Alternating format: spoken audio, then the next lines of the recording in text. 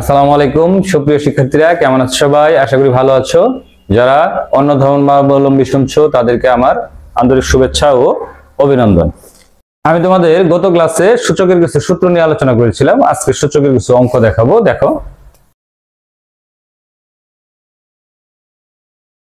সূচক ও লগারিদম। আমরা আজকে অনুশীলনী সমাধান করব। অনুশীলনী 4.1। আমরা 1 নম্বর প্রশ্নটা উঠাবো। দেখো 1 নম্বর প্রশ্নে কি আছে? 7 cube plus 7 inverse 3 by 3 into 3 to the power -4। আমি তোমাদের সূচকের সূত্রে শিখিয়েছিলাম, যদি একই ধরনের ভিত্তি হয় তাহলে কি করব?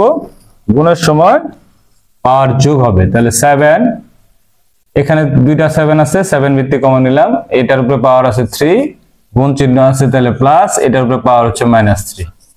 আচ্ছা, এর নিচে 3 ভিত্তি আছে, 3 ভিত্তি কমন নিলাম, এটার উপরে পাওয়ার আছে মনে মনে 1, গুণনের জন্য প্লাস চিহ্ন, আর যেহেতু মাইনাস আছে তাহলে -4।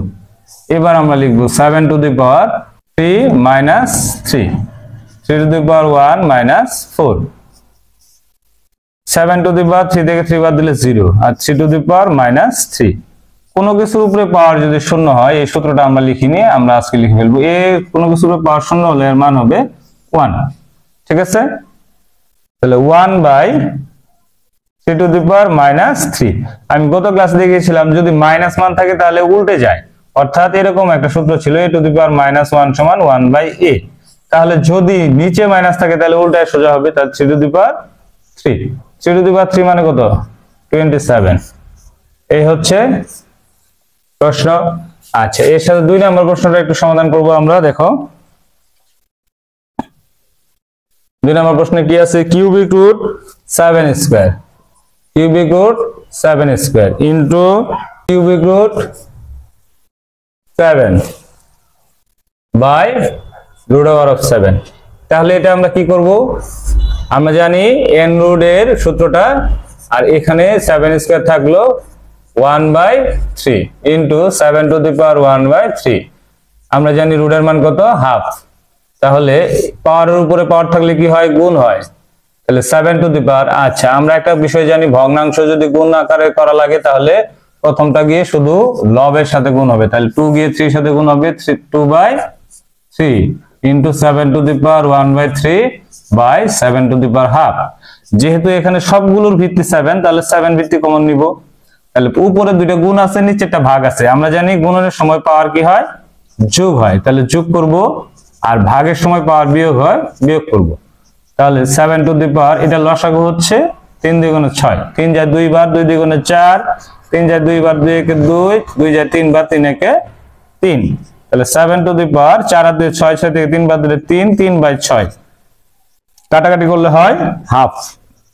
আমরা জানি হাফ সমান রুট। এই হচ্ছে 2 নম্বর প্রশ্ন। 3 নম্বর প্রশ্নটা দেখবো। দেখো 3 এ কি আছে? 2 inverse plus 5 inverse whole inverse. এটাকে আমরা ইনভার্স বলবো অথবা পাওয়ার মাইনাস বলবো।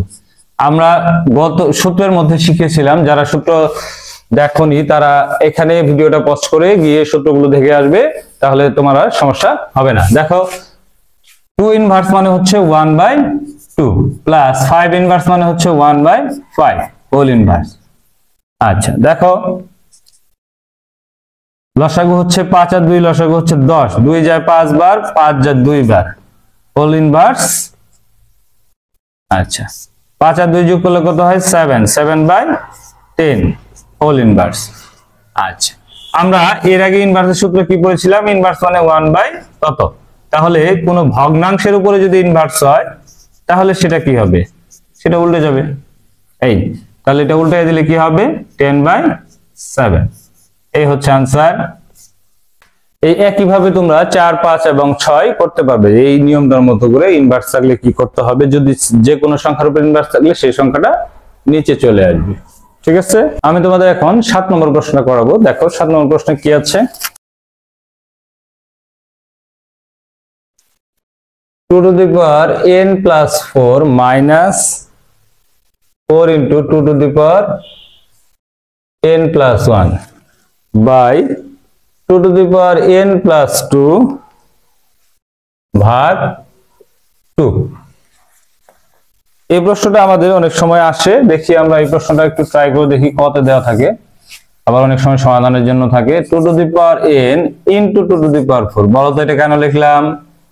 আমরা জানি পাওয়ার গুণের সময় পাওয়ার থাকলে যোগ হয়, তাহলে যোগ আকারে থাকলে তাহলে কি হবে? গুণ হবে। মাইনাস 4 ইন্টু সেম কাজটা এখানে করব 2 to the power 1।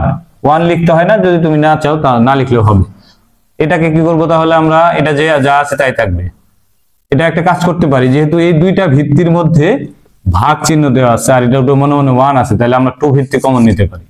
2 ভিত্তি যদি কমন নিই তাহলে কি হবে? 2 to the power n plus 2, যেহেতু ভাগ আছে এর উপরে পাওয়ার মনে মনে 1 আসছে, তাহলে 1 - 1। এখানে আমরা 2 to the power n রেখে দিলাম। 2 to the power 4 মানে হচ্ছে 16, গুণ করতে পারি আমরা, 4টা 2 গুণ করলে 16 হবে। 4 দ্বিগুণে 8, তাহলে 2 to the power n into 8। আর নিচে থাকলো কি? 2 to the power n plus 1। এই জায়গাটায় আমরা দুইটা ভাবে করতে পারি। এক, আমরা 2 to the power n common নিতে পারি, অথবা যদি আমরা স্বাভাবিক ভাবে বুঝতে চাই, বুঝি 2 to the power এখানে কয়টা আছে? 16টা। 2 to the power এখানে কয়টা আছে? 8টা। তাহলে 16টা 2 to the power n থেকে 8টা 2 to the power n বাদ দিলে কয়টা থাকবে? 8টা। এটা হচ্ছে স্বাভাবিক বিষয়। আর আমাদের বইয়ে বা অনেকে টিচার এইভাবে করে, দেখো 2 to the power n common নিলাম, 16 - 8, আর নিচেটাকে ভাঙাবো 2 to the power n into 2 to the power 1। আচ্ছা, এবার লিখলাম 2 to the power n into 16 থেকে 8 গেলে 8, 2 to the power n into 2। এটা কেটে দিলাম, 4 4 দ্বিগুণে 8, তাহলে 4। এই হচ্ছে আনসার। ধন্যবাদ সবাইকে এতক্ষণ আমার সাথে থাকার জন্য। আমার পরবর্তী ভিডিও নোটিফিকেশন পেতে অবশ্যই তোমরা আমার ইউটিউব চ্যানেলে সাবস্ক্রাইব করবে এবং ফেসবুক পেজটি ফলো দিয়ে রাখবে।